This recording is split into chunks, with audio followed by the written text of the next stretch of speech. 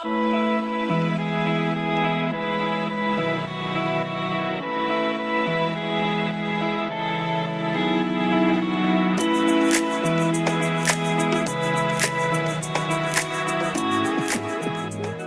heart of our church is that everybody who is a part of it would feel like they are a part of the family. And community groups are one of the ways in which we facilitate what it means for us to be the church.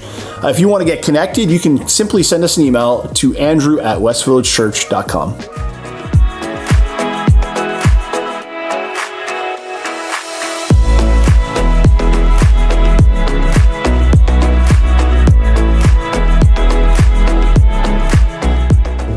We think it's important to both know people and be known. And DNA is that. It's a small group of either men or women who meet a couple times a month to confess the brokenness in their hearts, to tell each other about Jesus, and to get into the Bible together, and also to pray for one another. If you want to connect to a DNA group, you can simply send us an email to andrew@westvillagechurch.com.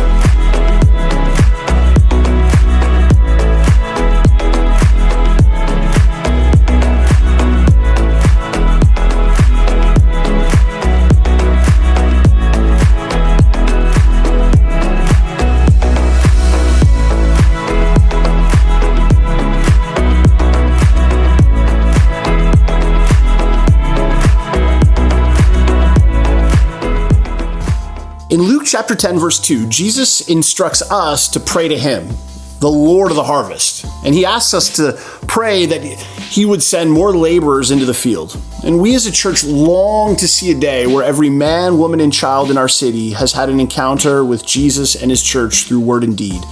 And so we are asking you, our church family, to join us in this by setting an alarm for 10:02 every single day to remind you to pray just for a couple of minutes, Luke chapter 10, verse 2, that Jesus would send more missionaries and raise up more missionaries for our city.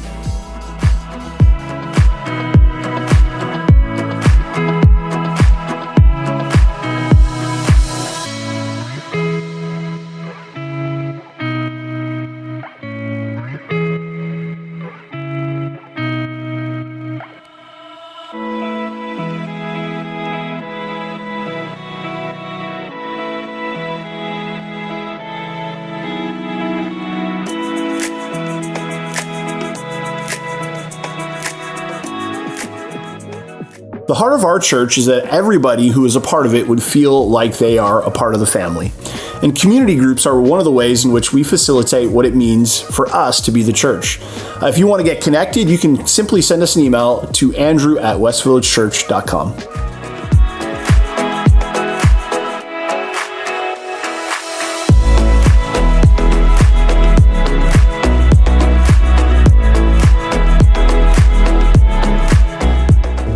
We think it's important to both know people and be known. And DNA is that. It's a small group of either men or women who meet a couple times a month to confess the brokenness in their hearts, to tell each other about Jesus, and to get into the Bible together, and also to pray for one another. If you want to connect to a DNA group, you can simply send us an email to andrew@westvillagechurch.com.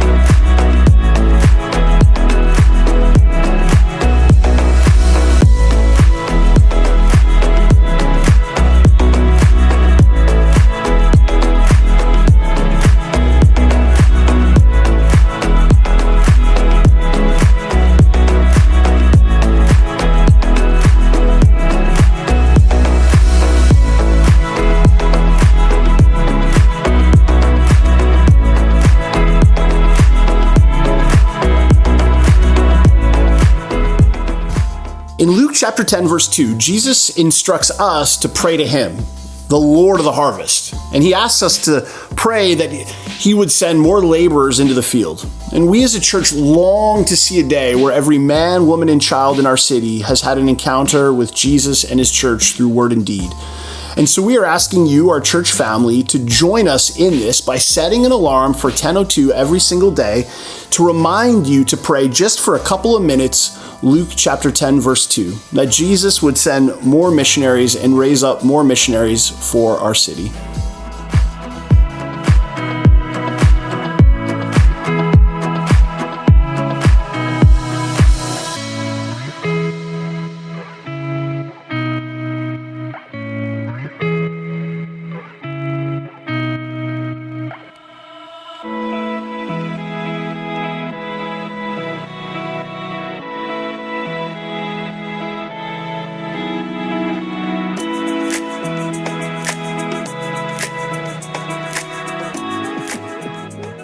The heart of our church is that everybody who is a part of it would feel like they are a part of the family. And community groups are one of the ways in which we facilitate what it means for us to be the church. If you want to get connected, you can simply send us an email to andrew@westvillagechurch.com.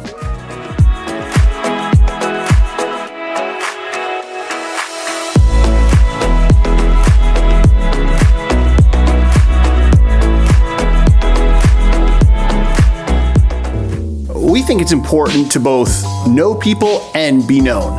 And DNA is that. It's a small group of either men or women who meet a couple times a month to confess the brokenness in their hearts, to tell each other about Jesus, and to get into the Bible together, and also to pray for one another. If you want to connect to a DNA group, you can simply send us an email to andrew@westvillagechurch.com.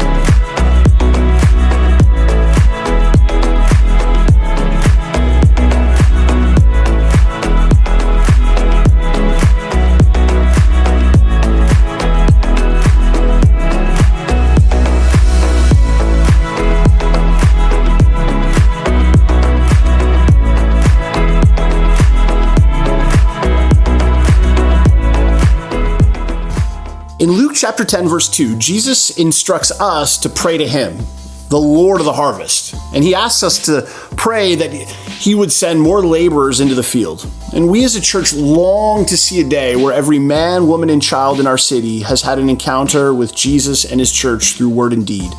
And so we are asking you, our church family, to join us in this by setting an alarm for 10:02 every single day to remind you to pray just for a couple of minutes, Luke chapter 10, verse 2, that Jesus would send more missionaries and raise up more missionaries for our city.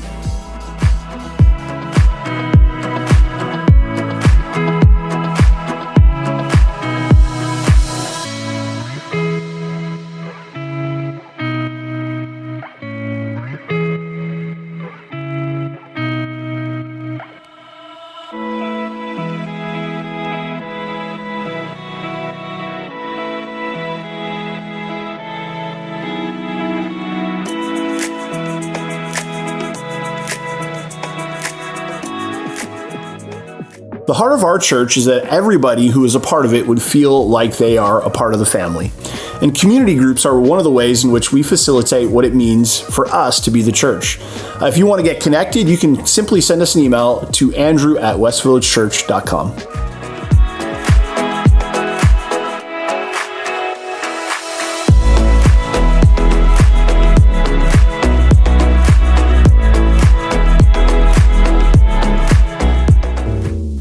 it's important to both know people and be known. And DNA is that.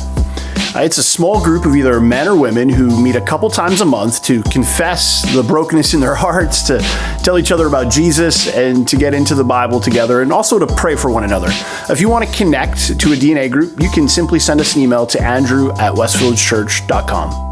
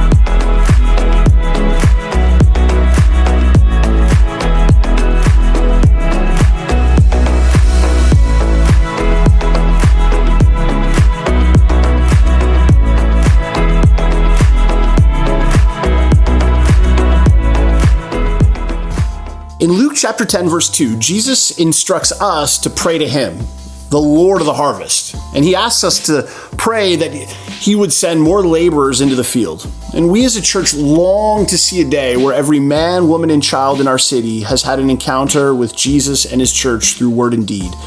And so we are asking you, our church family, to join us in this by setting an alarm for 10:02 every single day to remind you to pray just for a couple of minutes, Luke chapter 10, verse 2, that Jesus would send more missionaries and raise up more missionaries for our city.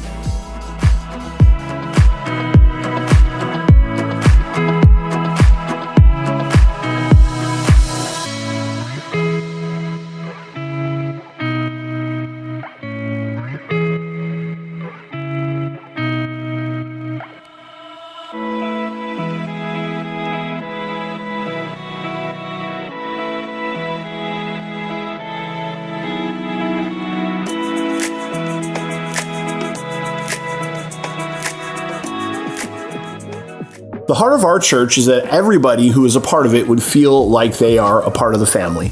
And community groups are one of the ways in which we facilitate what it means for us to be the church. If you want to get connected, you can simply send us an email to andrew@westvillagechurch.com.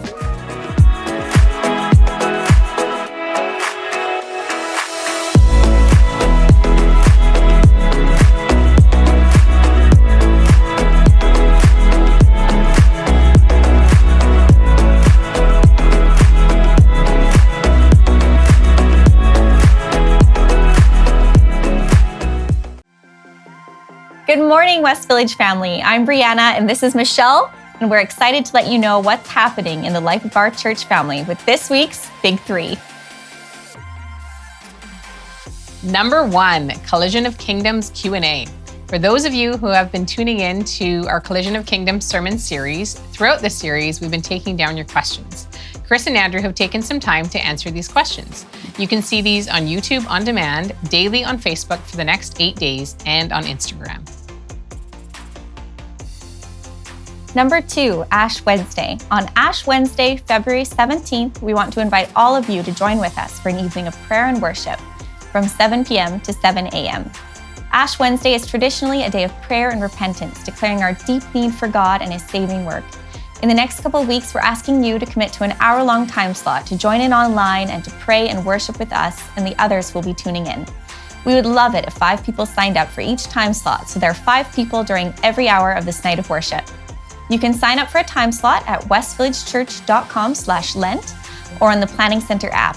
If the time slot that you wanted is full and you're not able to make it to the ones that are available, please tune in anyways. The live stream will be available on Facebook and YouTube anytime during the night. Also, over the next week, we're going to be hand delivering gift packages to every family in our church. These will contain a bag of Easter egg chocolates and a candy necklace making kit with a ribbon and some candies to string onto it, and an info card on everything happening during the Lenten season, and a beautiful devotional that Andrew wrote and Sam designed. We can't wait for you guys to get these and to go through them with your family or on your own. There's an info packet, and there is a little Devo booklet for each week of the sermon series. So yeah, we hope you guys enjoy. Number 3, Women's Connection, Love Languages. Hello, ladies. So coming up this month, I will be hosting a time for us to connect over Zoom. This will take place on Saturday, February 27th from 8:30 till 9:30. I'm super excited about this and have gone out to purchase some delicious chocolate ahead of time, which I will be delivering to you. We'll spend some time getting to know each other through fun questions, and then we're going to be diving into the 5 love languages, both how you give and receive love. Please sign up to join me either on Planning Center or on the Church Center app. See you then. That is this week's Big 3. Have a great week. Bye. Good morning and welcome to the gathering of West Village Church. My name is Andrew and I'm one of the leaders here, and this morning is my great privilege to just welcome you and thank you for joining us. And I just want to say, if you are a visitor with us, someone who's been checking in online, that I want to let you know that our heart's desire as a church is that you would move from being a guest or a spectator to being part of our family. And one of the most simple ways that you can get started on that process is by texting your name and a quick message saying you want to get connected to the number that you see right here on the screen in front of you. And for those of us who are already part of the church family, I want to invite us to continue to worship Jesus by regularly giving back some of what he's given to us. I want to remind us that Jesus has graciously given of his life willingly, joyfully, and sacrificially on our behalf. And so it's out of that experience of the grace of Jesus that we can, in the same way, willingly, joyfully, and sacrificially give back to the work that he is doing through his church. Now, to give, you can text the amount you want to give and WVW to 84321, or go to www.westvillagechurch.com/give for many other options. Now, for those of you who have joined us over the past several weeks, you know that we have been walking through a sermon series called Collision of Kingdoms, in which we are looking at the relationship between faith and politics, which is really important in the time that we find ourselves in. And so one of the things that we've been inviting you, our church family, to do, and our audience, those who are watching us, is to send in your questions. And this week, Chris and I had a chance to sit down together and work through some of those really challenging questions as we've tried to help navigate through what it looks like in the very specific ways a Christian has to navigate through political issues today in our current cultural context. And so I want to invite you, if you're joining with us, to stay tuned after the gathering is done. And you can watch through 8 of those fantastic questions and our responses to them, and get a sense of what we believe is the church's response and a Christian's response to these cultural realities. Finally, I want to invite you now to join with me in standing and worshiping Jesus together. And before we do so, let's just declare, to prepare our hearts, this quick prayer. Oh God, you pour out your Spirit in grace and love. Now deliver us from cold hearts and wandering thoughts, that with steady minds and burning zeal, we might worship you in spirit and in truth. Amen.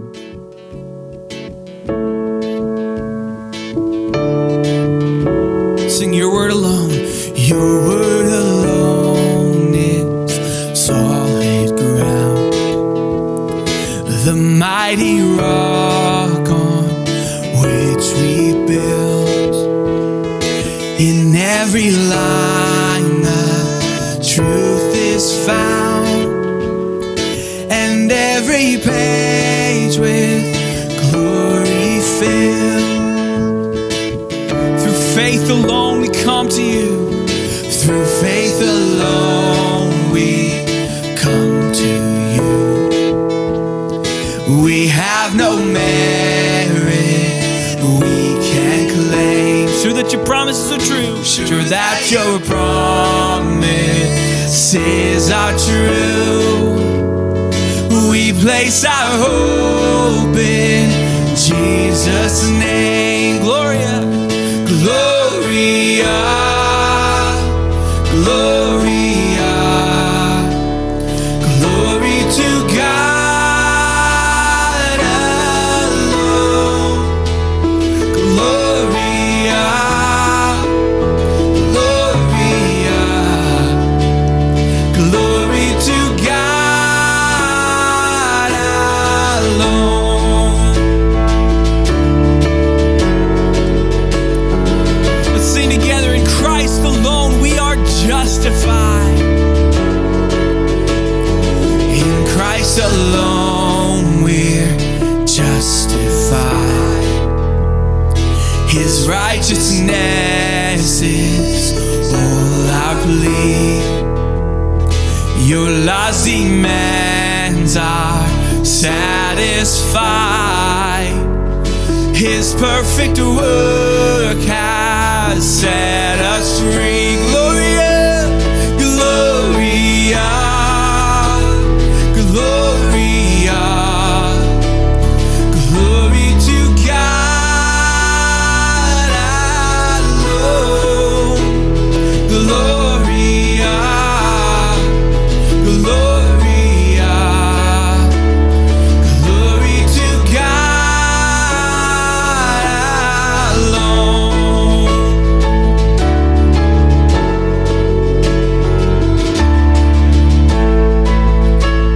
Let's sing. By grace alone we've been saved. By grace alone we have been saved. All that we are has come from you. Hearts that were once by sin enslaved, now by your power have been made new. Now by your power, now by your power have been made new. Gloria, gloria,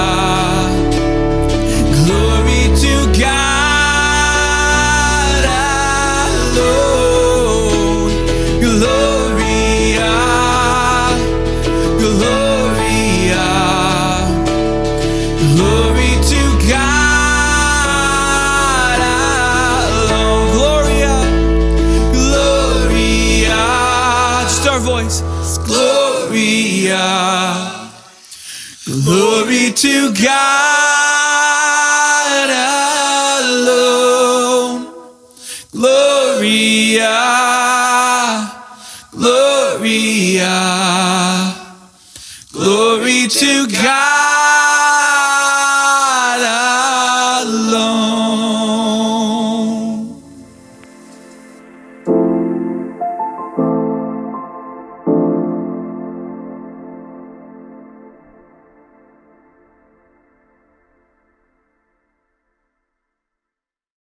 I would imagine, I'm just going to go out on a limb here and say that there's been some Christians who have done things that have made your job more difficult.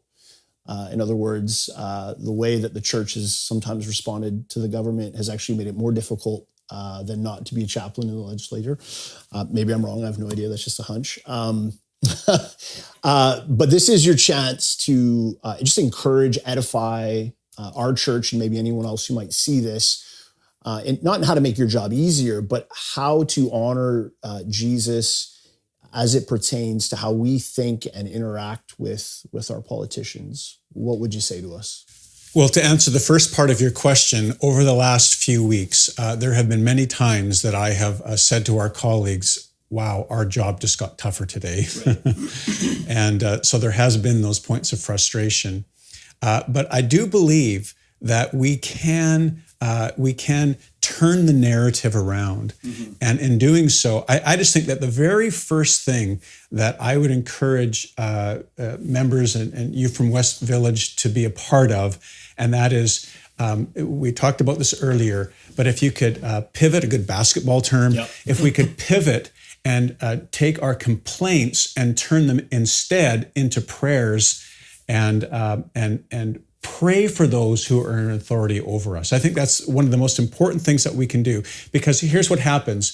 when we pray for those people, whether it be the prime minister, the premier, or otherwise, when we begin to pray for those people, our heart changes toward them. Right. And we begin to see them how God sees them. Yeah. And so if you're looking for a win, start to pray for those people who are leading our nation, and you will find that your heart will change toward them. And so one of the things that we do at Leading Influence is that we have two things that people in BC can get involved in. One of them is Pray BC, where we take one politician a day and we pray for them. We post online, we write prayers, we have a prayer writing team, and we ask for blessing on their lives, on their marriages, that in the meetings that they go in that day and the people that they connect with, that there would just be great blessing in that. So we're taking that and pivoting rather than the complaining. Instead, we're turning our complaints into social media prayers instead. Yeah. And so we're blessing instead of cursing. And how can people find that if people are interested? On social media, just look up Pray BC. And we also do this at a national level. Pray Canada, our 338 members of parliament. We do 2 or 3 a day there.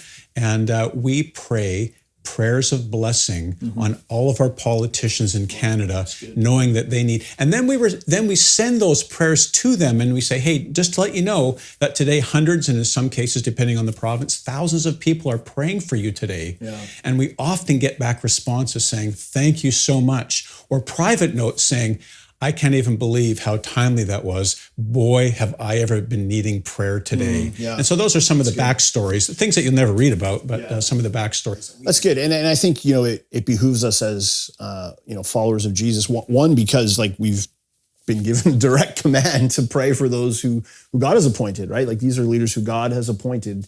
This isn't an accident that they're an authority over us. And so we've been actually literally commanded to pray for them. But then also just, in the sense of like our call, like you talked about already, but to be salt and light, to be good neighbor, to express the love that Jesus has for our city, for our people, for politicians. Man, I just think that's the tact and the posture that followers of Jesus should be taking. Humble service, prayer, love, grace, kindness, compassion. It just seems like those are congruent with fruit of the Spirit and the way that Jesus has asked us to live.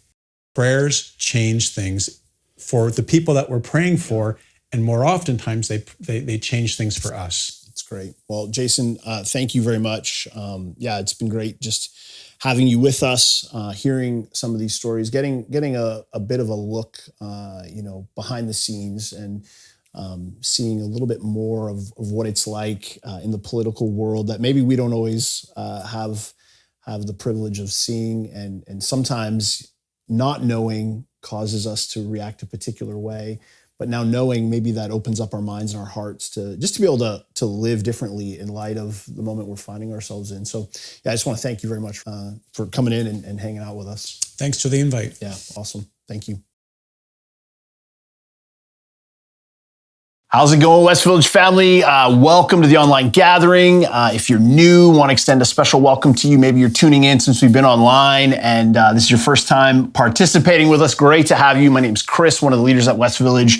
I have the joy and privilege of being a part of the West Village family and doing a lot of the teaching and preaching. And so it's a great honor to be doing this with you today and have you join us. We are in week 4 of a teaching series that we are calling A Collision of Kingdoms. And it's essentially our attempt to try and reconcile what is happening in the world with regards to politics. How are we to think when it comes to the political arena?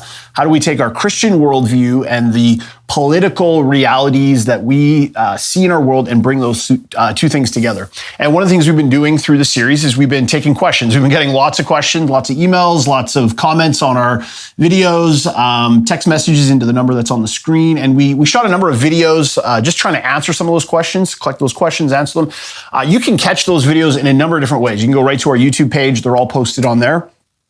We have been and will be releasing them via social media, all our social media feeds. So Instagram and Facebook, they're going to be going out on there. As well, at the end of this online gathering, we're just going to run them all. So if you want to just stick around and watch them, we'd love to have you do that. You can kind of interact with those things. But we're going to wrap this series up by going to Mark chapter 12. So if you have your Bible, go to Mark chapter 12, open up there. And really what we're going to answer today is this question, like, where do we go from here? So we've kind of unpacked all these different ideas. And really the question that I want to wrestle with is, is how do we live in this world? Like not how do we do politics, although we'll definitely talk about that. But as Christians, as those who are functionally exiles or on the margins or on the outside of society, at least in the sense of our worldview, how do we live within the world that we currently find ourselves in? And then we'll make some specific political applications. So if you have your Bible, Mark chapter 12, and what we're going to do here is we're going to just look at an incident where Jesus has an interaction with some religious and political leaders, and he kind of addresses this question for us. Okay, so Mark chapter 12, picking up in verse 13, here is what Mark records about Jesus. He says, later, they, being the religious leaders, sent some Pharisees and Herodians to Jesus to catch him in his words. And so what Mark is trying to do here is he's trying to set up the scene for us by letting us know that there's a little bit of tension in the air. But this verse 13, it doesn't really do full justice to it unless you kind of understand the grander scope of what's happening at this point in the ministry of Jesus and where Jesus kind of finds himself. So just to kind of give us some context, Jesus at this point is in the city of Jerusalem. He's been doing public ministry for roughly 3.5 years. He's gathered quite a following. He's made a name for himself. People are super interested in who he is. He's at kind of the height of his public ministry. And at this particular point, he's in the middle of what we call the Passion Week. The Passion Week is the week that leads up to ultimately the crucifixion and then the resurrection of Jesus. And so what has happened is Jesus has kind of come into the city. We have Palm Sunday. There's a huge celebration. And then at this time, though, what we have to understand is there's a whole bunch of political and religious tensions kind of at play. So in the city of Jerusalem, what's being celebrated during the Passion Week is what is known as the celebration of Passover. And for the Jewish people, Passover was the high point of their calendar. It's a big deal, very, very big deal to them. And so the city would get flooded with people coming to Jerusalem to celebrate the Passover. Now, at this time, the Jewish people were under Roman occupation. So Rome governed most of the known world. And they were a tyrannical government. The Jewish people did not like the Roman Empire for obvious reasons. And the Romans really wanted to make sure they maintained their power. And so there's kind of two things that are happening at the same time. Here we have a bunch of Jewish people in the city of Jerusalem to celebrate the Passover, which is really a celebration of the Jewish people's release from a tyrannical government. So it's a hearkening back to the Exodus narrative where God redeems and rescues his people out of slavery from the land of Egypt and from Pharaoh. And so there's kind of this religious, semi-political vision that the Jewish people have for a day where they will be free. Where just like God sent Moses to come and rescue and save his people, one day God's going to save somebody to rescue and save us from the tyranny that we currently find ourselves in. And the Roman government was keenly aware that this was kind of the undercurrent and the feeling amongst the people. And so what they would do is they would bring all these Roman soldiers into the city to police, to make sure there were no, religious zealots who were going to take this Passover idea too seriously, if you will. And so there's these kind of tensions in the air. If you were a Jewish person, every time you saw a Roman soldier, it was this vivid reminder of the reality that you were under Roman occupation. But at the same time, the city is chock full of people celebrating the freedom that they once experienced in the Exodus, but anticipating a day when one would come who would free them again. And enter into this is Jesus. Enter into this moment, it's Jesus, right? He comes into the city and he's being celebrated, Palm Sunday, celebrated as the coming Messiah.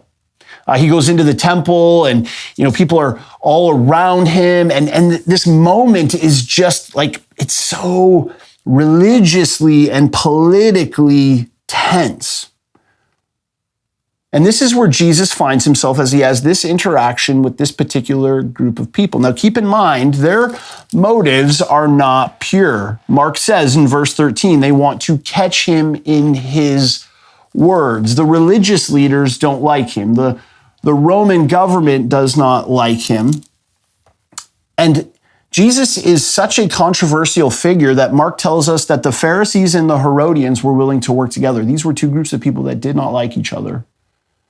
They did not ever get along. But here, Jesus, their common enemy, causes them to align their ideas and come to try and catch Jesus in a lie. And so look at what they do. They come up with a question. It's a really crafty question to try and trap Jesus. Here's what they say, verse 14. They come to him and said, "Teacher, we know that you are a man of integrity. You aren't swayed by others because you pay no attention to who they are, but you teach the way of God in accordance with the truth." So they're just kind of, sucking up here a little bit, setting Jesus up, right? And then here's the question. Is it right to pay the imperial tax to Caesar or not?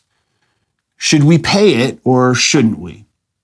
So they come to Jesus. They are trying to catch him in this moment where they want to put him in a position where he cannot win. And they ask the question, is it right to pay the imperial tax to Caesar or not? Now, just to give you some context, the imperial tax was a tax that was issued by the Roman government to the Jewish people. It was a tax that every adult male in the Jewish community had to pay. It was roughly the equivalent of a day's wage. And it was this tax that was used to basically functionally fund the Roman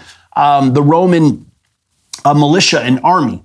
So in a sense, what was happening is the Jewish people were being taxed to further enslave themselves to a tyrannical government. So the Jewish people did not like the tax. Okay, so here you have this religious reality where the Jewish people did not like the tax, but then you have this political reality where obviously Rome depended on the tax. They depended on the tax to fund their army and their militia in order to keep everyone else under their thumb, under their rule and reign in line.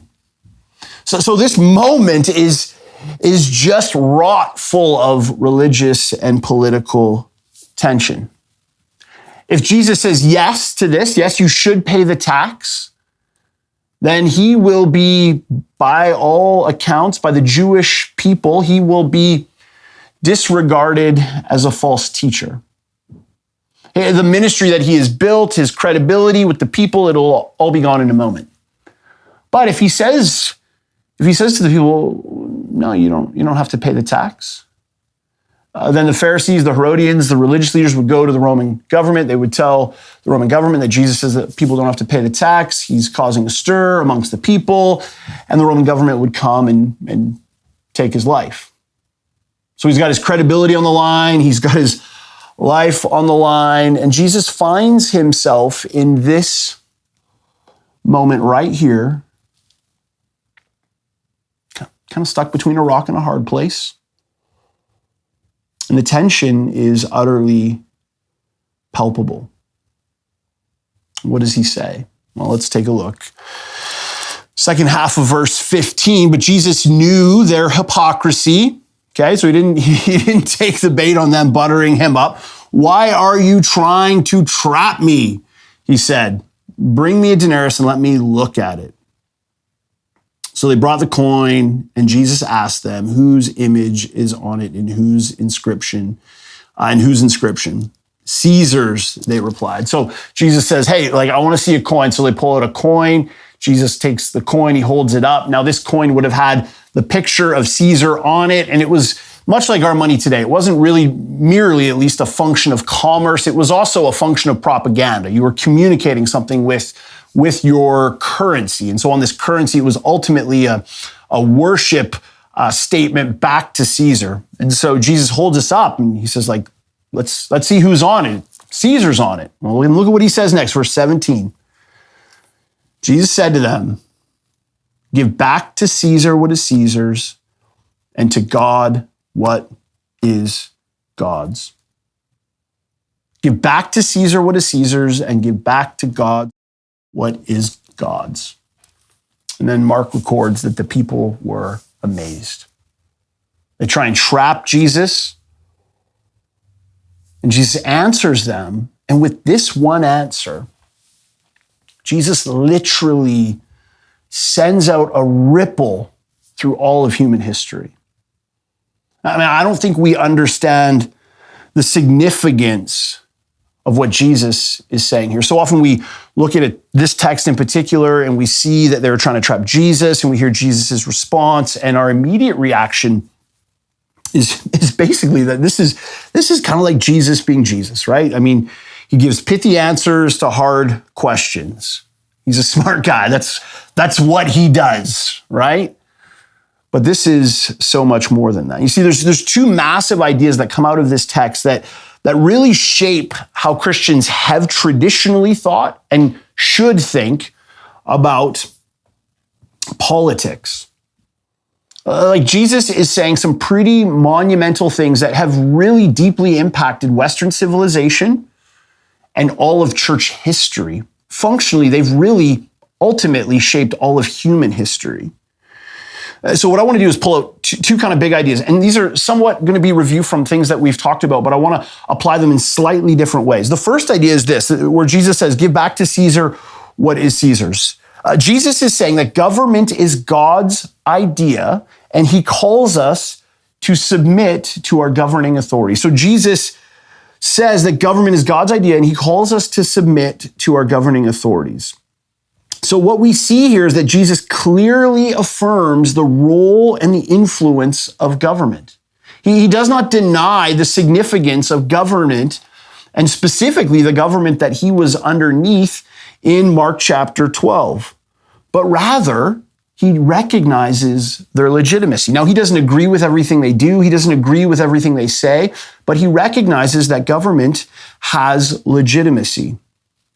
Really, what Jesus is pointing to, what he's alluding to, he's actually foreshadowing what Paul is going to say in Romans 13, what Peter's going to write in 1 Peter chapter 2, which is that God is the one who instituted and establishes government. Not just government as we know it currently, but government, the idea of government. That if we go all the way back to Genesis 1, like we talked about in previous weeks, that government is actually God's idea. That with God's dominion mandate in Genesis chapter 1, verse 28, that God gave us the idea of governance, this idea that we would have dominion over the earth, that we'd organize one another, we'd organize ourselves, we would lead and love the world. This is a function of governance. And what Jesus is doing here is he's ultimately pointing to the fact that government is not bad, that government is something that was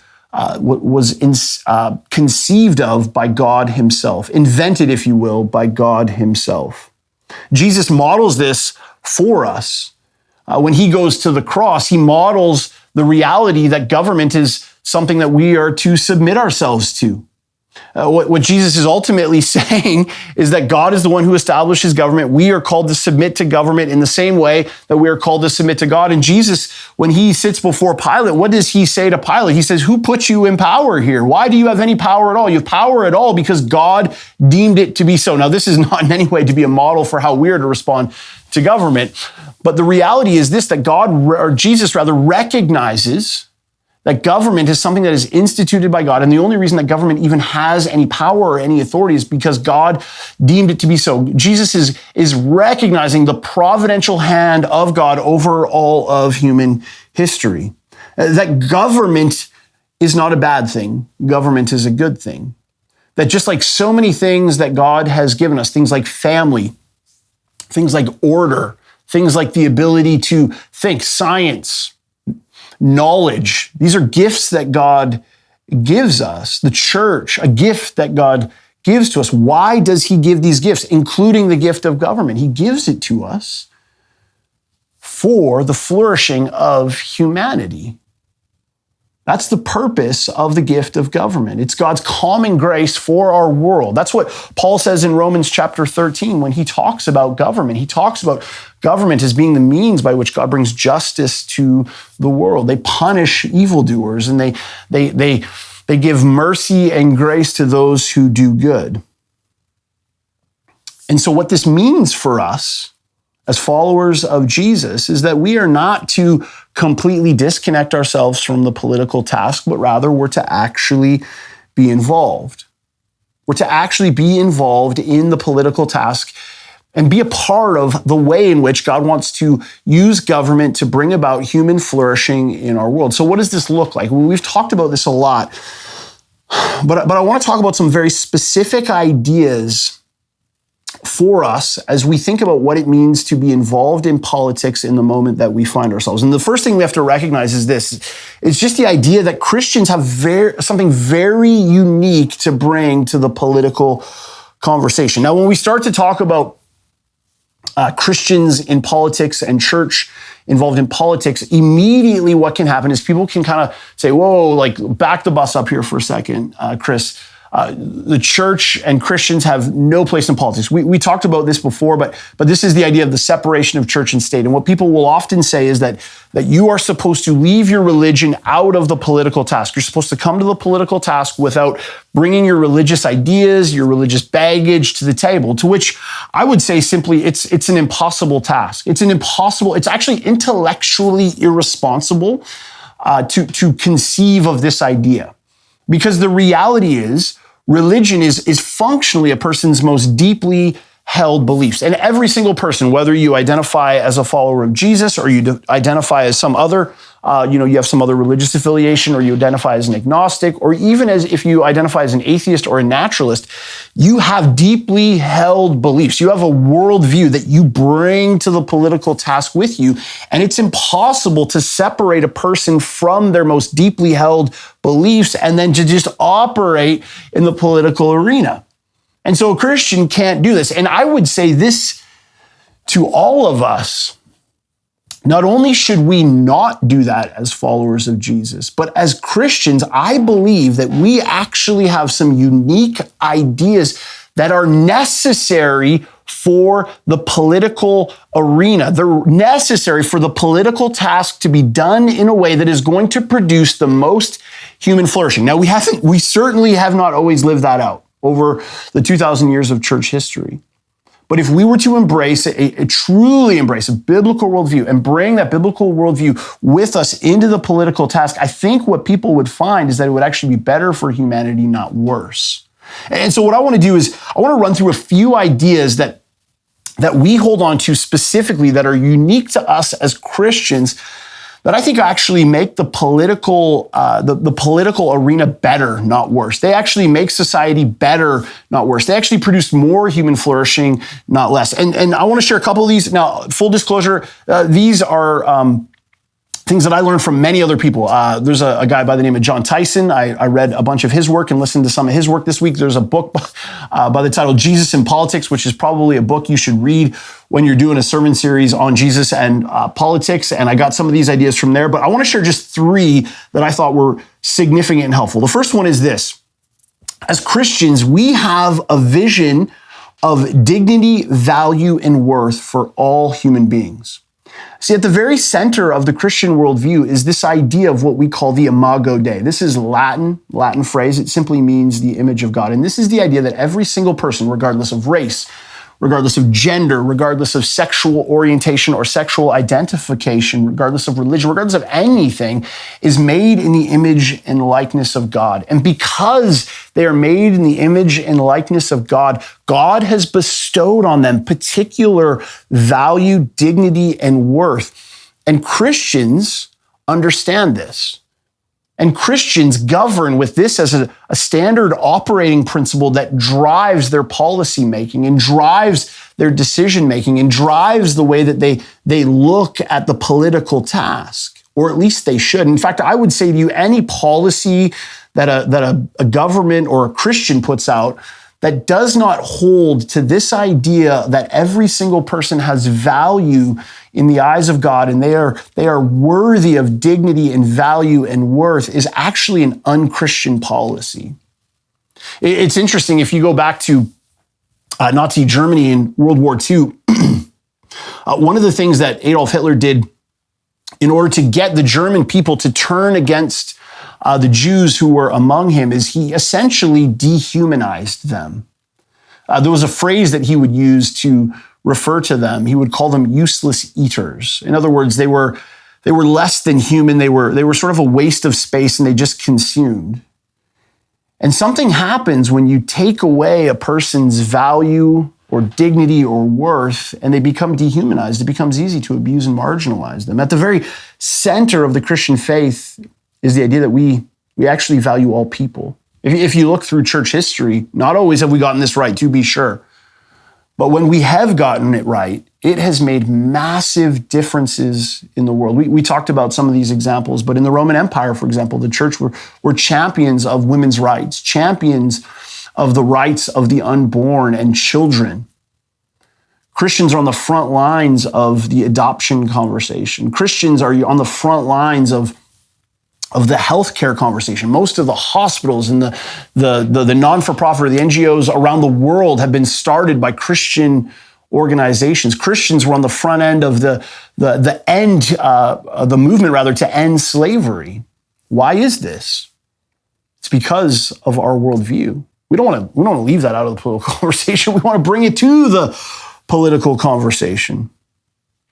And any political vision that does not embrace this idea that all people are made in the image and likeness of God and have bestowed upon them specific, special dignity, value, and worth is not a Christian idea. It's not a Christian political vision, and it must be discarded and disregarded as such. Second one is this, and this one might not seem like a good one, but it's a good one. It's that Christians hold a suspicion or a general mistrust of both people and power.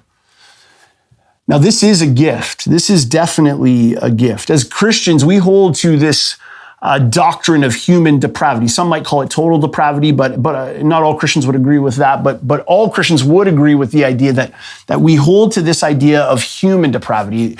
Now, the secular worldview that we are currently, in, that Canada is kind of the worldview that Canadians are holding right now. In this moment we find ourselves in, the West is kind of shifting to this secular humanistic worldview. It doesn't espouse the idea of human depravity, right? It's actually the opposite of that. The secular worldview would not say that humans are the problem, but rather humans are the solution to the problem. And so the secular worldview would say if we can progress, if we can just come up with the best and the right ideas, that we can somehow move beyond the problems that we find ourselves in. Christians would say that's actually not true. Humans are not the solution to the problem. Humans are the problem. And it's the brokenness of humanity that has gotten us into the mess that we are in. And we need somebody from outside of the system to come in and save us. That's why Jesus is known as our Savior. And so we don't look to ourselves for salvation. We look to Jesus for salvation. But we know that we can actually, because of the power of God, we can actually move and make changes through human history. But here's the interesting thing about this suspicion that we have about people and people in power in particular. It's that this idea that actually produced democracy. See, the idea of democracy actually grew out of the garden of the Christian worldview. See, we take democracy for granted, but for most of human history, democracy wasn't actually a thing. This is a pretty recent invention. But democracy is actually rooted in the suspicion of our leaders. That humans cannot be trusted with ultimate power. That absolute power absolutely corrupts. And it's out of this that we get the democratic process that we live under now. Interestingly enough, if you think back, you don't have to think too far back, but to the 2020 election. There's a lot of bad things that happened in the 2020 election, but one of the good things that we saw in the 2020 election, one of the positive outcomes of this was that, and I'm not taking sides here. I'm just stating some facts. But Donald Trump did everything within his power to try and undermine the democratic process. He turned every which way that he possibly could to try and find a loophole that would allow him to stay in government. But he couldn't find it. Why is that? It's because the founding fathers, the ones who put together the American Constitution, the original framers of that Constitution they absolutely knew that human beings could not be trusted. And as a result, what did they do? They put in all kinds of checks and balances. This is why in Canada we have local representation. This is why we have an official opposition. Because Christians recognize that humans aren't good, governments aren't good, only God is good. Third thing is this. Third thing that Christians uniquely bring to the political task or the political conversation is that the presence and power and favor of God rests on the Christian. Now, I want to be careful here not to take a text or a set of texts that are descriptive and turn them into prescriptive texts. But if you work your way through the Old Testament, it's unbelievable to see how God works in and through his people, specifically when they are in positions of power in the government. We have incidents of prayer and fasting. We have dream interpretation. We have supernatural experiences. We see the sovereignty of God put on display through the government of all nations. Well, we see this in the life of Joseph and Moses and Esther and Nehemiah. There's endless incidents where we see God do remarkable things through his people. We have to recognize that we as followers of Jesus carry with us the presence and favor of God everywhere that we go. And that includes in the political arena. Now, before I move on to my next point, here is what I would say. There have been a lot of bad things that have been done in the name of politics. Politics has the potential for much evil in our world. We know the stories. We know that Christians involved in politics have done horrendous things, but something beautiful can happen. Something precious, something God-honoring, something that is good for all of humanity can happen when the Christian, when the church, when we get this right, when we keep Jesus at the center of our political endeavors, when we seek the well-being and flourishing of those around us, we see the glory of God put on display. We talked about this particular individual a couple weeks ago, but William Wilberforce, at the age of 20, comes to faith in Jesus, becomes a career politician. Him and his friends, they become dismayed and abhorred by the transatlantic slave trade, and through political means eventually bring the end of that in Britain.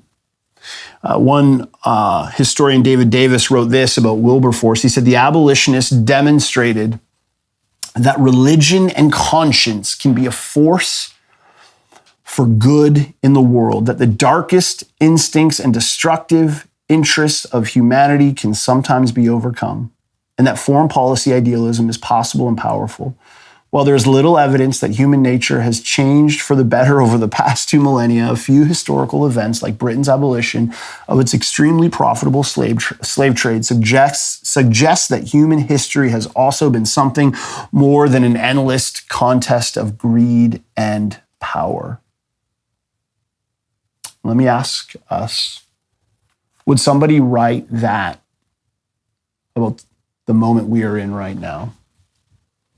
About the way that the church, the way that Christians have been involved in politics? Would somebody write about this moment and say the world is better right now because of how the church has behaved and acted and asserted itself in the political arena? That we've been a beacon for justice, for mercy, for grace and compassion in our world. Church, we have to do better. We have to see our politics as so much more than politics. Our politics isn't really about politics. Our politics is really about Jesus. And the second that we get that wrong and we conflate the two, we end up right where we are. And so we as God's people have to regain this vision that yes, we are to enter into the political spectrum, but we are to do it in such a way that is to bring much honor and glory to Jesus, which leads right into my second point, which is this. Jesus says, give in Mark chapter 12, he says, give back to Caesar what is Caesar's, and to God what is God's. And here's what Jesus is saying. He's saying that while God is the one who instituted government, and while we should be actively involved in that process, the second thing he's saying is this, is that Christians should resist the government. Now, what I'm not saying is resist in the sense of civil disobedience. What I am saying is this: Jesus is drawing a line between the two things, between politics and the kingdom of heaven. And what he's saying is, for us, that we need to resist the urge to have a political vision for the kingdom of heaven. As I've already alluded to, what Jesus says here in Mark chapter 12 is so deeply profound, shaping all of human history. See, this is the first time in the history of God's people that Jesus has drawn a clear line of demarcation between the sphere of government and the sphere of God's people. See, up until this point, God's relationship with his people has been a nationalistic and political relationship. The nation of Israel was a theocracy of which God was the one who was seated on the throne over their nation. And here what we see, and this is so significant, we can't miss this, Jesus is legitimizing a secular government, and this represents a massive shift for the people of God.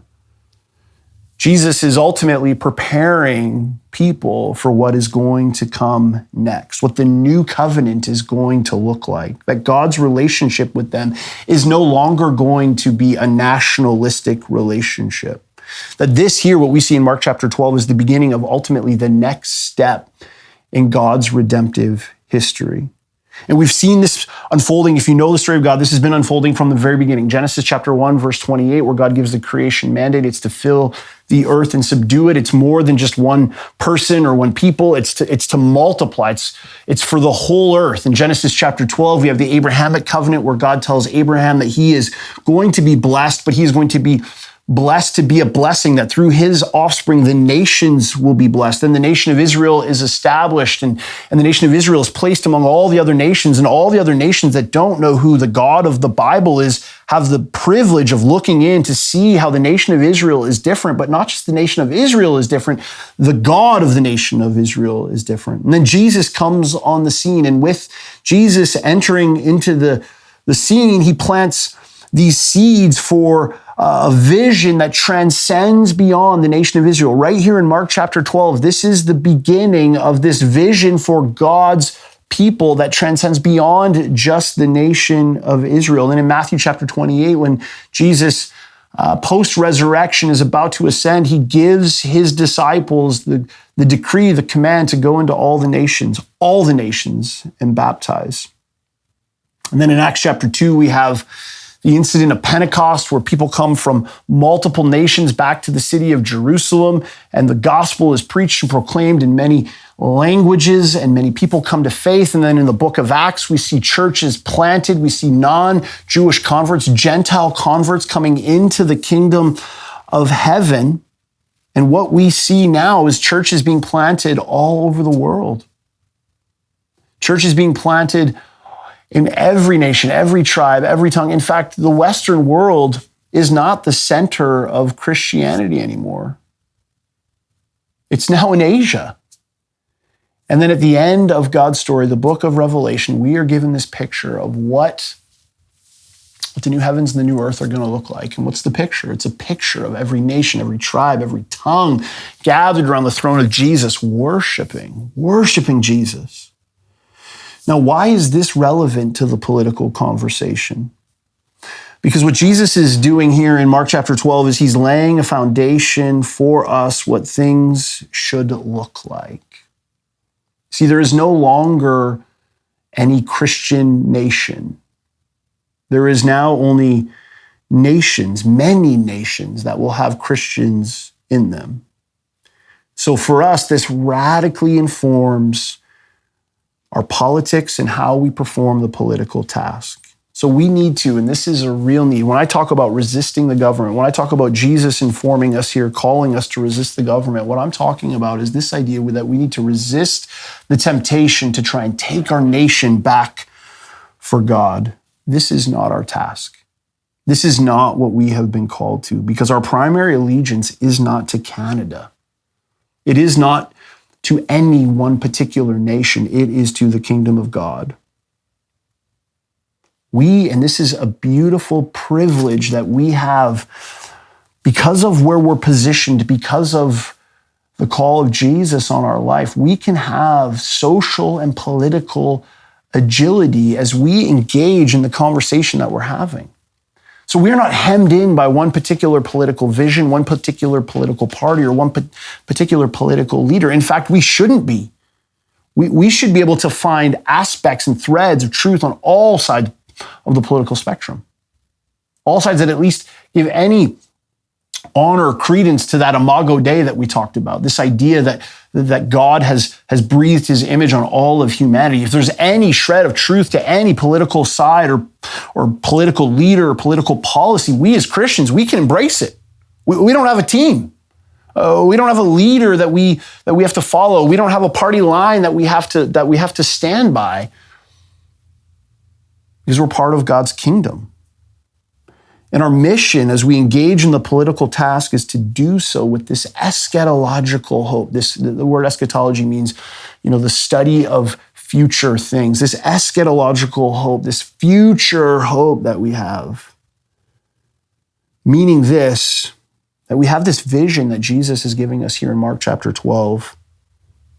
And we take that with us into our political task. Karl Barth, theologian, wrote this about the church. He says, the church exists to set up in the world a new sign, which is radically dissimilar to the world's own manner and which contradicts in a way that is full of promise. In other words, we don't do our version, the Christian version of the political thing. We do something radically different. We're free. We're free from the political strings that have been hooked into our society. We get to build something completely countercultural and completely different because of the hope and the grace and the mercy of Jesus, because of what Jesus has said in Mark chapter 12 and what he is doing in our lives. We have this privilege of creating this alternative community, this alternative reality. And that's where our hope lies. This is where our resistance lies. When I say resistance, I'm not talking about disobedience. I mean resisting the urge and the pressure to be dragged into the gutter of political ideologies. As Christians, we submit to an authority that is beyond this world. Just like Jesus was willing to submit himself, humble himself even unto death, we as Christians, we do not submit to the authorities of this world. They are not the authorities that we ultimately answer to. We ultimately answer to the authority of Jesus in our lives. So because of that, we're free. We're free to enter into the political task in such a way that we can use it for the glory of God. It's a beautiful truth. We're functionally political exiles. So as we wrap this series up, I want to share just two quick thoughts. First one is this: participate in the political task. Vote, pray, demonstrate in a way that's appropriate. Make your voice heard. That is part of what we are called to do. Second thing is this: do it in a way that is charitable. Do it in a way that is full of grace. Do it in a way that is full of love. Do it in a way that makes much of Jesus. And then if you've heard nothing else through this entire series, I want you to hear this. Our political mantra, our political drumbeat, it's the same that it has always been throughout all of church history, throughout all of Christianity. Jesus is Lord. Whether we operate under communism or capitalism, whether it's the early church or the underground church or the institutional church, whether we have a position of favor or we are cultural exiles, our mantra is the same. Jesus is Lord. And listen to me on this. A day is coming when Western society will go away. What we know as Western civilization will pass. And when people are dissecting what took place in Western civilization and they're looking at the church, they're not going to ask about our political alignments. They're going to ask, did they make much of Jesus? Were they true to what they believed? Did they live for the kingdom of heaven? To grow the church, to love the poor and the marginalized, to share the gospel, to be champions of those who are desperate for someone to give them a voice. And I hope the answer is yes. I hope that when people look at the church in this moment, back through the lens of history, they will say the church was faithful to Jesus. So may our political mantra be, Jesus is Lord. Let me pray for us. Jesus, we thank you. We thank you that you are Lord. We thank you that we can call you Lord. We thank you that you have given us a vision for our life that is so much bigger than one country, one nation. You've given us a vision for the world that is you. It is hope-filled.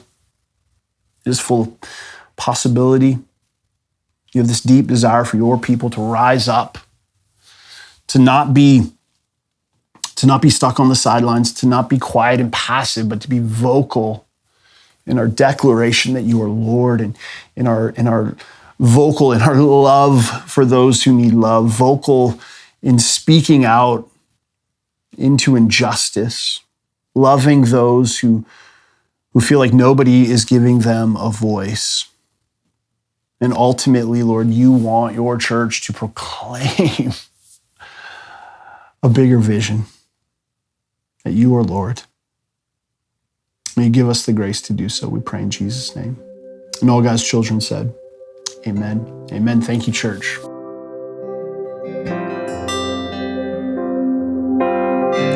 Let's sing how great the chasm that lay between us. How great the chasm that lay between us. How high the mountain I could not climb. In desperation, I turned to heaven and spoke your name into the night. Then through the darkness, your loving kindness tore through the shadows of my soul. The work is finished, the end is written. Jesus Christ, my living hope. Who could imagine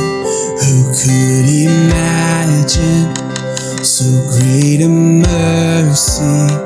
What heart could fathom such boundless grace? The God of ages stepped down from glory to wear my sin and bear my shame. The cross has spoken, the cross has spoken. I am forgiven. The King of Kings calls me his own. Beautiful Savior, I'm yours forever. Jesus Christ, my living hope. Let's sing hallelujah, hallelujah. Praise the one who set me free. Hallelujah.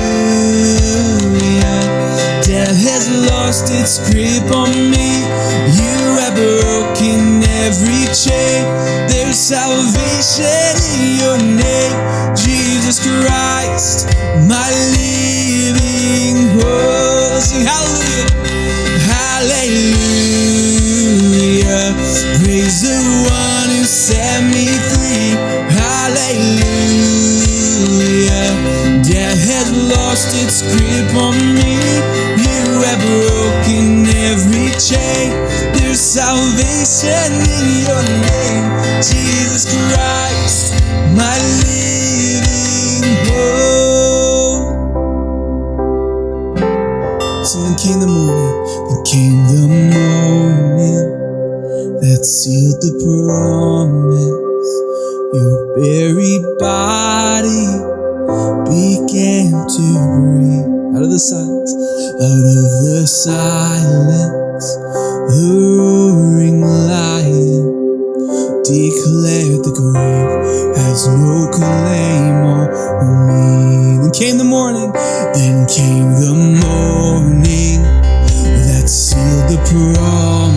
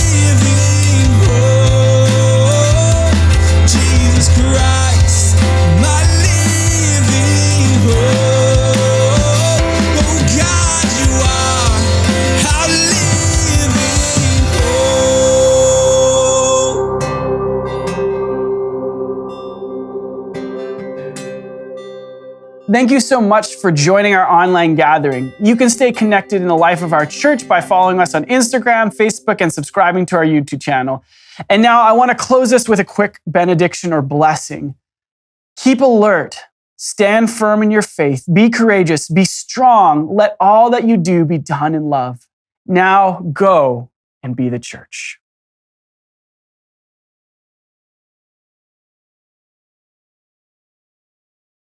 Is it morally acceptable for a Christian to ever vote for a political candidate or party who supports abortion? Gosh, off with a real simple one, hey? Not going to stir the pot of controversy whatsoever. Okay, here's what I'd say. This is, in some ways, this is a simple answer. In other ways, it's probably slightly more complex. It's, from a theological standpoint, it's simple. I mean, I think the answer is no. No. The scriptures are clear. The Bible is, if you want to use political vernacular, non-theological vernacular, the scriptures are clear. Christians, the Bible espouses God is pro-life. He loves life. Life is a good thing. We see this like Psalm 139, where the psalmist writes that we were formed in our mother's womb, knit together in our mother's womb, that like from the very inception of life, we have what is called a life. And that's where all the controversy stems from, is when does life begin? Well, a Christian worldview would tell us that life begins at the moment of conception. And so a Christian, as a follower of Jesus, as somebody who ascribes to a biblical worldview, our position should be that it is wrong to take that life. Now, recognizing within that, there's a number of complexities like within that issue. There's like the political complexity, the reality of having to navigate how that works itself out in the political arena, especially in Canada, where we have actually, I think we're the only developed country that has no law on the books as it pertains to abortion whatsoever. And then on top of that, there's some complexity around even the circumstances around the inception, and that creates a lot of complication. Like, was this baby conceived through a rape or through a molestation or something like that? I think our stance is still that it's a life and it's precious and it deserves to be to be given life. But we do need to recognize that within that, it's not a simple answer. It's still a very complex and personal answer. Yeah, I'd agree. I think that there's this aspect to this question, which is, is focused around that political sphere, so a candidate and a party. And I would say, like, my own conscience personally, I don't believe I could vote for a party that doesn't at least allow for its members to speak their conscience on this issue. Mm-hmm. But at the same time, we live in a country where virtually no party that has any kind of chance of winning holds a pro-life position. And so a lot of parties, their candidates are not necessarily even going to talk about this as an issue. So it's even hard to know, say, for a particular party that says, yes, you can vote your conscience on this, if that person has that stance. And so I'd say for myself, this isn't like a cop-out answer. It's probably always good to ask those types of questions of a candidate, to educate yourself, but also recognize that sometimes you just don't have any options. And so your options between either like not voting or voting for someone who holds this particular view, I think you're going to have to weigh it, the pros and cons, and ask yourself, like, this is one of many issues of brokenness in our world, and who is going to be the lesser of all the evils? And so there's a little bit of that. And then maybe to speak a little bit more even to the heart of like what it means to be pro-life, I think Christians have a really bad reputation of just like politicizing this issue. And there's something about being pro-life that should, if some of the reasons that this even came into inception, which is, there are sometimes an unfair pressure or burden that's placed on a mom when a dad walks away from his responsibilities, or when there's obviously two people who are involved in this process, but when a mom has to kind of take on that herself. And so I think for us as Christians, it's not just important for us to speak to this in the political sphere, but very much in the social sphere. I think Christians should be known and are increasingly known as the people who adopt kids, who step into the foster system. If we want a world to see that we truly value life, it has to be holistic. It cannot just be around political posturing. Yeah, and I've heard some people say, we want to be pro-life, womb to tomb, right? Mm-hmm. Like holistic life. And I think that's actually been one of the knocks on some of the political parties that would tout themselves as the pro-life party is that perhaps some of their policies they demonstrate that they value they value the life of the unborn child, but then it's after that child is born, do their policies then come alongside and help support? And so the other thing I would just add to this kind of in closing is that as Christians, it's not just the opinions and the perspectives and the convictions we have, it's also how we have them, how we hold on to them. And I think, we have to recognize that this is a deeply personal issue. It's a deeply contentious issue in our culture. It's a politically charged issue. And so I think there needs to be both a balance of grace and truth. So we want to hold on to truth, we want to hold on to biblical truth, but we want to do it in such a way that is kind of gracious and scandalous and just has the taste and smell and feel of Jesus. So, we have to work that out. There's lots of ways that it has to work itself out, and we have to trust the Spirit and lean on Him. But I think that needs to be part of this conversation as well. Absolutely. Yeah. What is the healthy Christian response to LGBTQ plus rights? Should we support them or should we fight against them? Yeah, I mean, it's a doozy of a question in our culture. Yeah, I gotta go to the bathroom, and I'll be back in a few minutes. So I think there's a couple of things to understand. How we understand even rights and freedoms is really based on a worldview. And so when we talk about rights from, say, a liberal kind of perspective, we would say like there are things that every human as an individual should experience. Now, at the same time, there is an increasing progressive worldview that is based off of postmodernity that has some assumptions that are actually filtering in even how they would understand what those rights are. That would be different. So, for example, I would say every person should be treated with dignity and respect. And I can 100% get behind that. But there's gonna be some people that we disagree with their lifestyle. Well, a liberal kind of perspective, and this is kind of speaking in political terms, but a liberal perspective would say, we live in a society where people should be able to say, yes, I disagree with you, or I disagree with the choices that you are making, but that doesn't mean I'm against you or I hate you. Whereas this kind of underlying progressive view actually holds to the assumption that if you don't agree with me, if you are part of a dominant part of the culture, say you're heterosexual or you're guy versus a woman, or you're any of those things, that in and of itself means that you are naturally going to be against me, and you're part of a society that's increasingly perpetuating bias and bigotry towards me. So the first thing I'd say is, as Christians, we hold to what I call a biblical worldview, and a biblical worldview says that everyone is made in the image of God. It also helps us understand that there is truth. There is a reality that is out there. And so your feelings, your perspective isn't the thing that actually defines what reality is. And so that's super important to start with that point. So with that being said, which I know that's a huge kind of disclaimer, but I'd say number one, Christians should be known for the way that we love and care for all people, no matter their gender, no matter their sexuality, no matter their perspective. And I would hope that any person at any time could come into a West Village gathering when we get to gather again, and they would know, no matter what their background is, that there are people who are going to treat them with dignity and respect. At the same time, we recognize that certain actions have consequences. And so, for example, when we talk about back in the day, people who were gay and lesbian were locked in prison or put into mental health institutions, or went through very horrible conversion therapy experiences. I think we as Christians need to own that and say that was not good, that was not right, that was not God honoring. We should fight against even if there's any kind of sense that that's coming up in our own kind of Christian communities, that we should stomp that down and say that's not right. At the same time, we recognize that biblically we're called, the family is created by God for a particular purpose, and that particular purpose was designed by God to be best fulfilled. I would say not even best fulfilled, but the way that's designed is to have a mother and a father bringing life into the world and caring for their kids. And I think when we don't, at least at some, and I'll be honest with you, I'm not sure exactly how this works itself out in the political sphere, but when we don't take a stand and say, this is actually the way that God designed things, we're going to see some consequences in how that plays out in our culture. And then we come to the issue of gender dysphoria or transgenderism.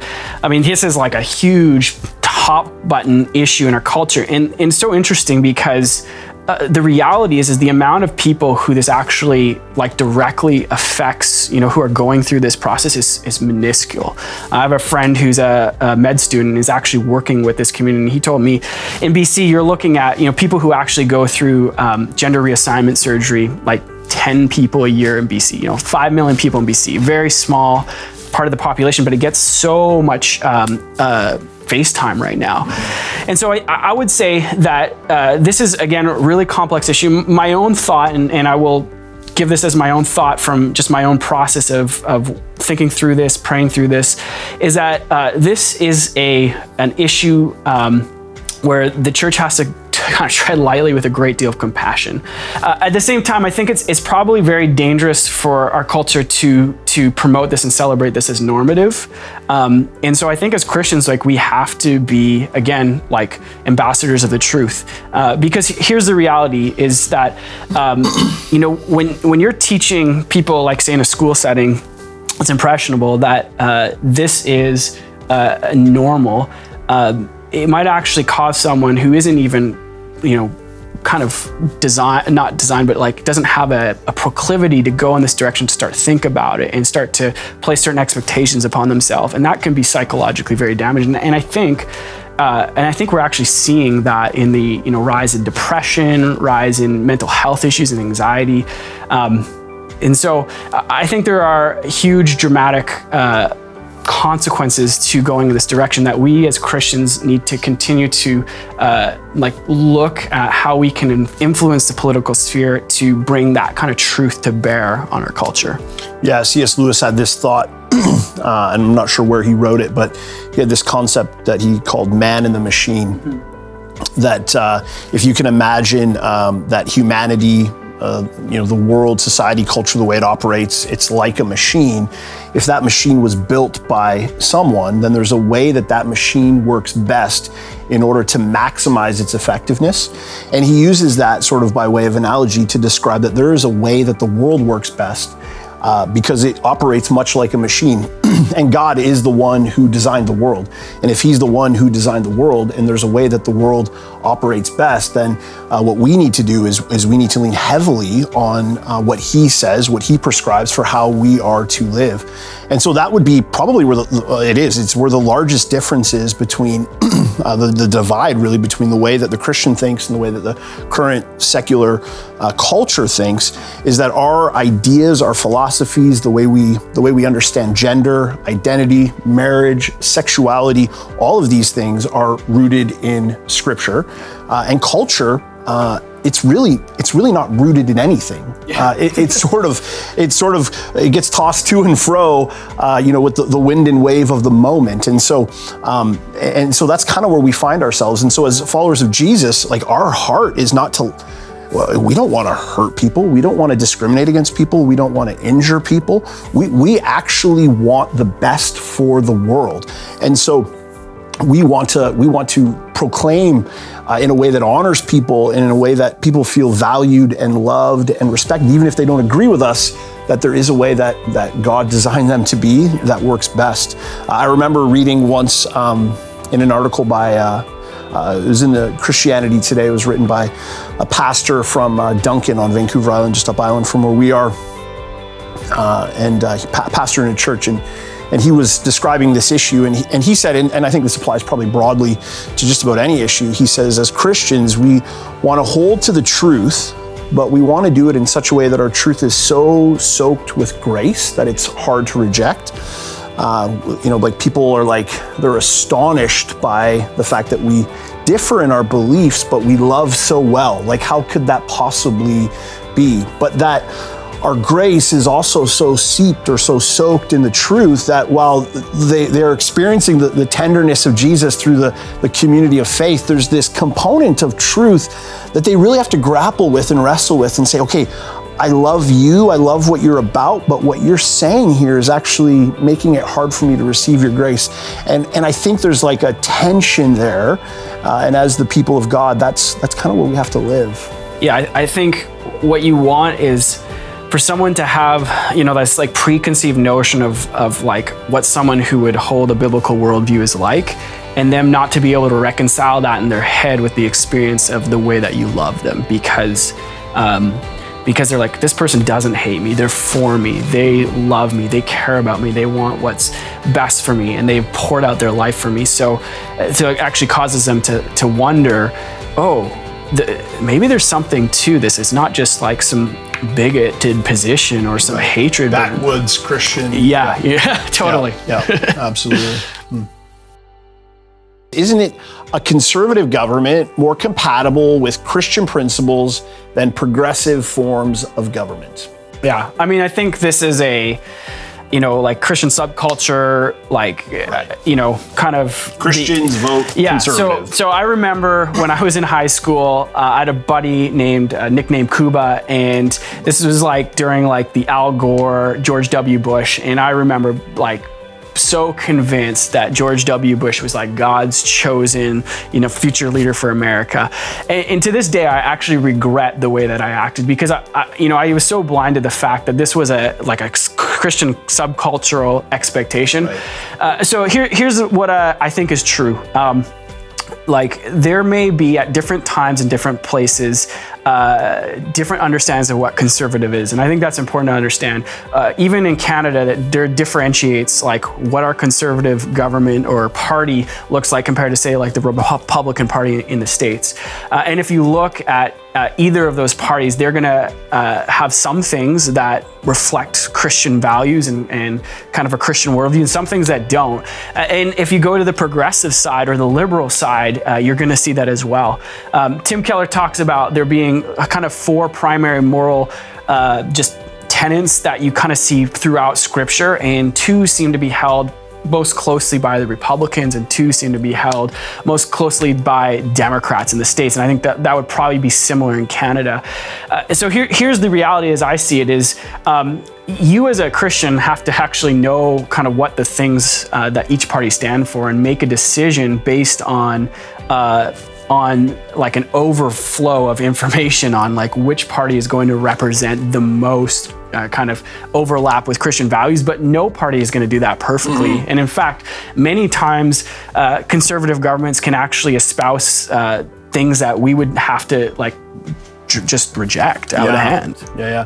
I mean, we talked about this in week 1 of the series, where we talked about both ends of the political spectrum having like a political vision that do two things, actually. Both of them in some ways reflect who God is. They reflect his nature and character, because the leaders of these political parties, the ones who are envisioning these political realities, are made in God's image. And so they're going to reflect his goodness, marred by sin, both sides, but still reflect his image.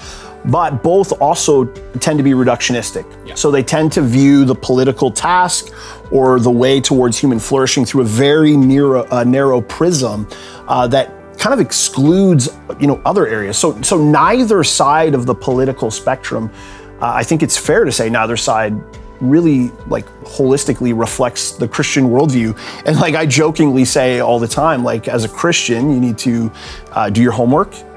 You need to pray. You need to talk to other believers and have these conversations. You need to vote. Yeah. And then you need to go take a shower. Yeah. Because you in some way, shape or form have just had to make a decision for a political candidate who is not going to fully reflect your values. There's going to be things about what they stand for, policies that they're espousing, that you just can't get behind. And I'll say this might be controversial. You can email me at andrew@westvillagechurch.com if you don't like it. But if you as a follower of Jesus can fully endorse every aspect of a political party or a political leader, my fear for you is that you've given yourself over to another religion.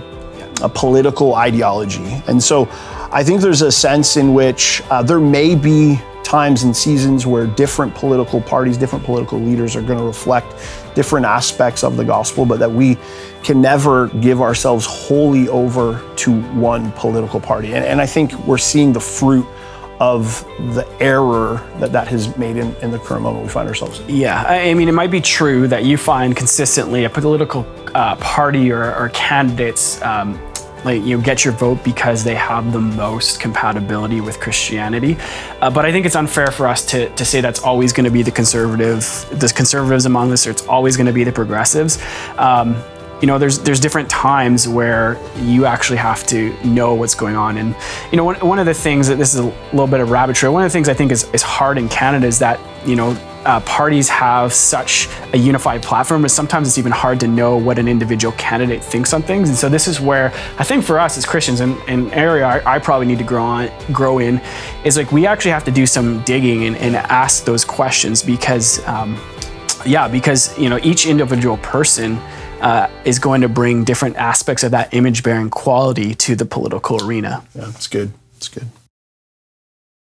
Should Christians form political lobbies to protect their rights of freedom of religion and freedom of conscience, and strategically vote for leaders who promote pro-freedom of conscience and pro-freedom of religious positions?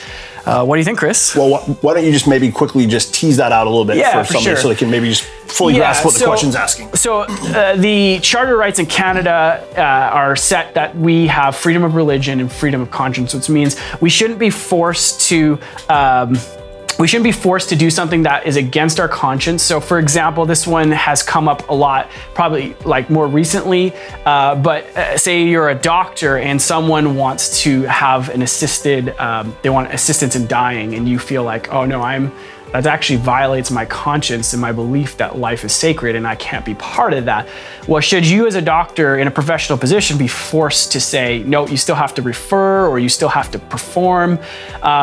And freedom of religion would be, that we have protections to believe whatever it is that we want to believe, whether you're Christian or Muslim or Hindu, no matter how far out it is, that you can, in any sense, like hold to that belief system. Yeah, so I think the answer is yes. I think, let me tease this answer out a little bit. I think, yes, we should desire that. We should desire that we would live in a land that is free, right? I think that idea of freedom is actually rooted in a Christian worldview. I mean, the reality of the society of like Western society, it's grown up in the garden of the Christian worldview. And so I think these are uniquely Christian ideas. Now, I think they've kind of been hijacked by secularism as of late, but if you go to other parts of the world where Christianity was not a part of forming that society, you're going to see a very different lived reality. Yes. where it's sort of top down. You're going to have communism. You're going to have religious states that basically force groupthink upon you, and you don't really get a lot of say in how you live. And so I would say yes. I think we as Christians are going to want to fight for the rights, not just our own rights, which I think is sometimes the trap we can fall into. We're worried about our own rights, but we want to fight for the rights of all people to have freedom of conscience. And I actually think in that environment, that arena, that's where the Christian gospel is going to flourish the most. And so, yes, now to get to the specifics of, should Christians form political lobbies? Again, I would say yes. I think it's good because I believe that this idea of freedom of religion, freedom of conscience, just kind of personal freedom in general, I think it actually produces the maximum amount of human flourishing, independent of Christianity, but just in general, it produces the maximum human flourishing. It's why people want to come and live here. It's why people want to move from other countries to be here, because we have that kind of culture here. So yes, I think for the sake of loving our neighbor, for the sake of loving our country, that these are the things that we should then pursue. But I would add to that, as with just about any political position, we have to be so mindful, not just of what we believe, but of how we believe it. Not just what positions we hold, but how we hold them. So I think when we enter into this, when we lobby, Again, it's just this sense that we serve a God who gave up his rights. Now, that doesn't mean we are being told that we have to give up our political rights. It just means there's a humility that is baked into the equation for us in how we actually operate. Yeah, I think sometimes we can come at it with sort of a sense of entitlement, Right. And that just honestly doesn't look good. Yeah. And at the same time, there are times when other people's rights are being violated. Like I think of Bill, 21 in Quebec, where there's people who are religious minorities who are being told like, hey, you can't teach because you wear like a headdress or something like that.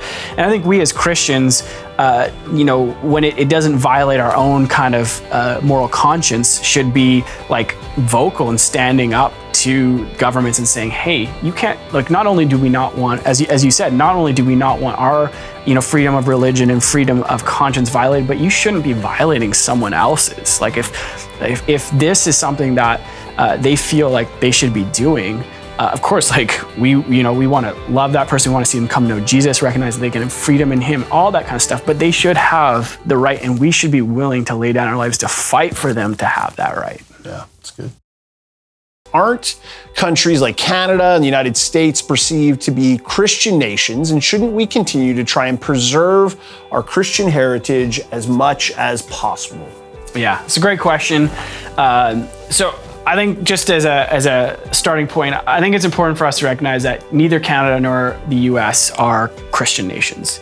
It's true that there were Christian principles and Christians that were part of that founding, but let's be honest, this was the middle of Christendom. Everyone in Western Europe was a Christian, and you still had things like revivals happening, you still had renewals happening, which meant that there were people who grew up in an environment that said they were Christians who said, oh, that's not really following Jesus, like we need to encounter him. And if we just go back and look over the history of how our countries were founded, there were a lot of very unchristian things that happened. Absolutely. Like the slave trade in the US, right? Like built on something that's like very not Christian, right? The way we treated, indigenous people when we arrived here. Yeah. So I think it's important to understand that Canada and the US have never been Christian nations. They have been nations that have been founded on Christian principles, where some form of Christianity has been, influential at that time, but as a whole, we cannot say like this was God's design for human flourishing perfectly. Right. This isn't,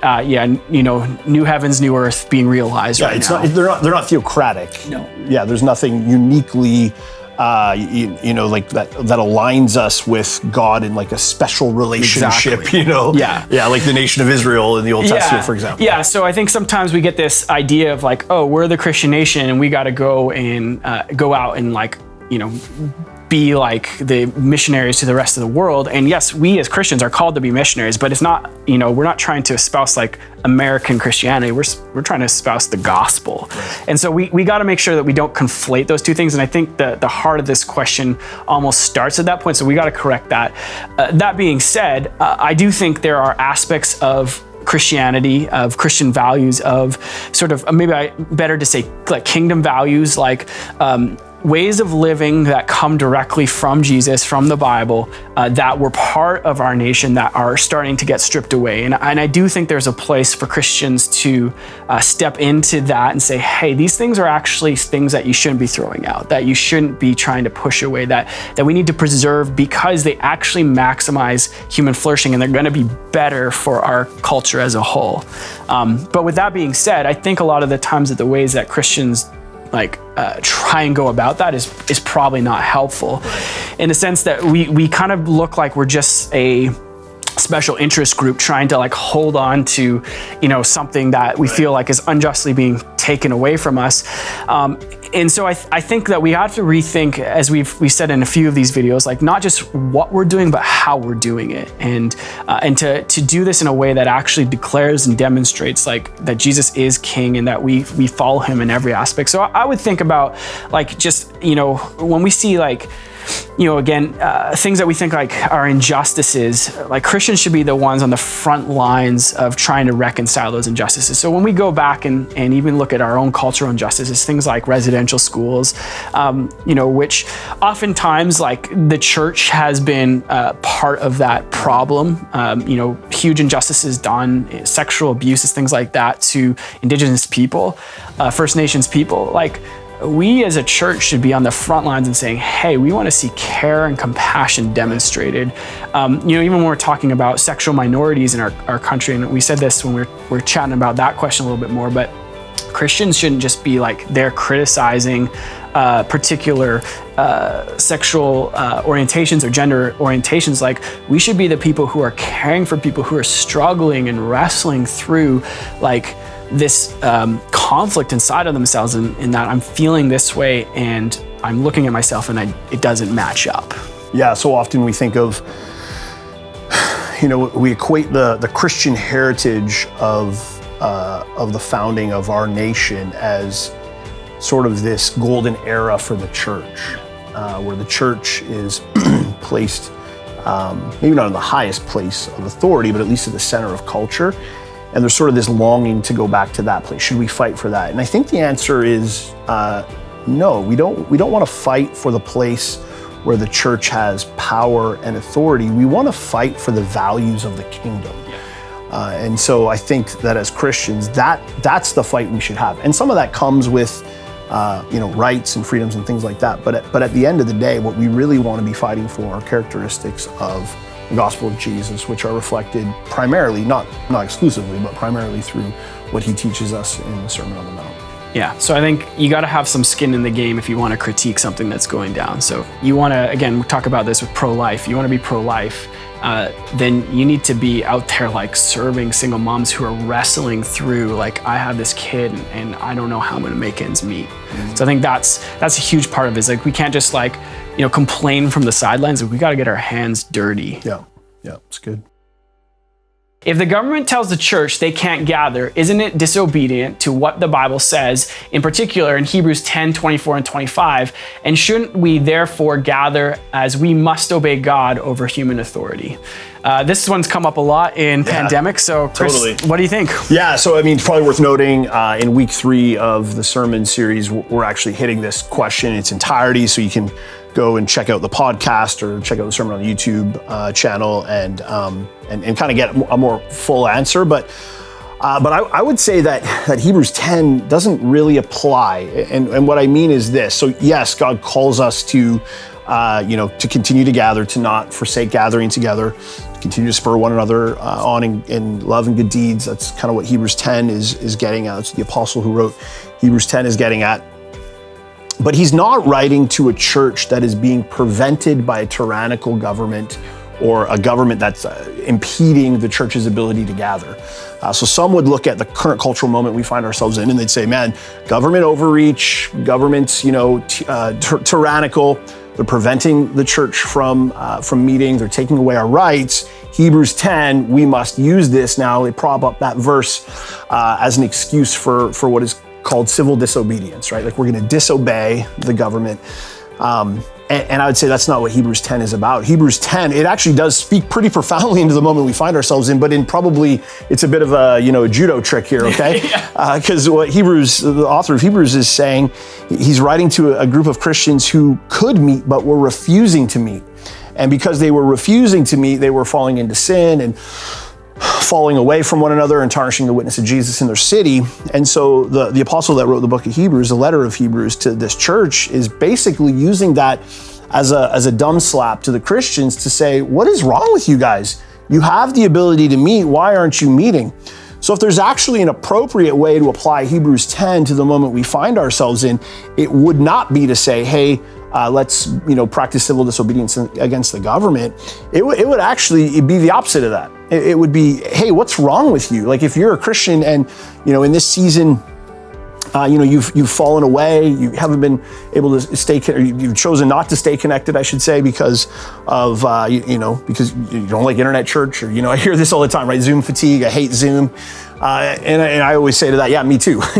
No, I don't know anybody that loves internet church or Zoom church, but Hebrews 10 would say to that person, like, you can't do that. You need to stay connected to the family of God. You need to stay connected to the church. And so this is actually not This is not a call to disobey the government. It's actually a call back to the church. And I would just say, I'm not sure this is where the question was going, but it's probably worth saying anyway. I'd say there's something powerful about a group of people who make a conscious decision when it's difficult to stay connected to one another. And so I know, like, for the community group that I'm a part of, our group over the last 12 months of this pandemic have actually grown closer together, even though for the most part we have not been able to be in the same physical space. And I think it's because we've had to want it. We have to make a conscious decision to say yes to the community. And when you do that, you suddenly have like a high degree of buy-in. And now all of a sudden, yes, it sucks. Yes, it's clunky. Yes, I wish it was different, but you appreciate it so much more. Like the first time that we are able to get together face to face, or the next time we're able to get together, it's gonna be great. Yeah, it's gonna be really good. It's gonna be real special. But I would say that, this is not an invitation to civil disobedience. Yeah, and I think even more than that, like, this sort of plays off of a particular understanding of what church is. And so, Hebrews 10, 24 and 25, he's not talking about like, hey, come to a Sunday gathering. He's saying like, you guys aren't being together at all. And we say this all the time on Sunday mornings, like the church is not a building you go to, it's not an event you attend, it's a people that you are part of. Yeah. And what the government hasn't done is said you can't be part of people. It has said there's physical limitations on how many people can be together, but there's still tons of freedom that we can have to gather together. We can gather over walks, we can gather in coffee shops, like we can, not huge numbers, and we can gather over Zoom. Yeah. And we can still proclaim the gospel, we can still bear witness to Jesus freely.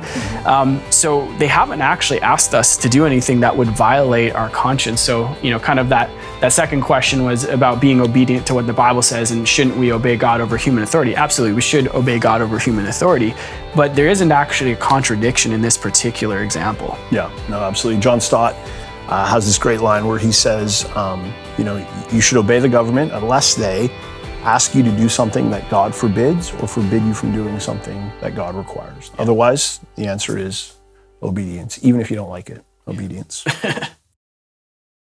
How should a Christian respond to a government body that is actually enacting unjust legislation? Yeah, that's a great question. So I'd say number one, just pray. Like our hope and our authority is not in our government, it's in Jesus. And Jesus has said, all authority in heaven and on earth is in his hands. Like he has it all. And so we know that it's not our government who's ultimately in authority, it's Jesus. And so I think whenever we see something that's not in line with Jesus' will, we go to the top. And the top isn't your government body. Your top is first and foremost Jesus. So yeah, pray, get on your knees. Second thing I would say is, especially in our country, we have means of actually feedbacking our government, of saying, hey, we disagree with this. And so I think, as a whole, Christians are probably, I would say, like politically lazy. And so we have these means of like writing to our MPs or MLAs and saying like, hey, we disagree with this direction, here's why. And I think we need to do that with graciousness. We need to do that out of love. But we do have those means of actually feedbacking our government. So I think we need to be active and actually have a political voice. So if you've never written a letter to your MP or your MLA, you probably need to start like looking at some of the things that are coming across and just becoming more active. And I know from talking to MLAs before that, they kind of look at things in blocks. So if they get like 10,000 letters from someone, they think that for every person who isn't writing, it represents 10 people who are, every person who is writing, it represents 10 people who aren't, something like that. And so if they get 10,000, like that represents 10 times that amount. So the more Christians that get involved, the more you're actually going to have a voice. So I think I would just say, yeah, let's do that more. Let's be more proactive in that sphere. And then I think there does come a point when you actually have to act in I think politically relevant ways. And I would say first and foremost, our ways should be peaceful. Yeah. There are examples where I think. Let me just be clear. You're talking about like kind of peaceful demonstration. Yeah, peaceful demonstration. Like making your voice heard. Yeah. And I think again, this is where we really have to be careful about how we do this, because it's one thing to kind of have a peaceful demonstration, but it's another thing to kind of just come across as like you're whiny because your rights got taken away, right? And so I think we got to pick and choose the things that are going to be the most important to actually get to that point. And I would add, like, I think we live in a country where this isn't at this point the reality, but there are times when Christians have said, like, we have to do something more active against the government. So I would think of theologian Dietrich Bonhoeffer, he lived during World War II, and he saw the persecution that was happening to the Jewish people. He saw the way that the government was interfering in the church, and he actually joined a conspiracy to see the elimination of Adolf Hitler. That's like an extreme case, and I know from his story that he fully knew that there were consequences to his actions. That when he decided that this is what he was going to do, he said, like, I know that those who live by the sword will die by the sword, and he did. He died by hanging. So I think, it may come to a point, and I'm not a pacifist, so this maybe is part of where I come from here, is I do believe there are times when Christians should lay their lives on the line for the sake of others. But again, I don't think we have ever come to that point yet here in Canada. So anyone who's kind of thinking along those ways, like, I think they're probably a little misguided in that. Totally. Yeah, it's good. What is more impactful in shaping our culture, politics or the church? And how can I be involved in helping shape the culture in a way that makes much of Jesus? Yeah, good question. I think it's important to recognize a couple things on the outset.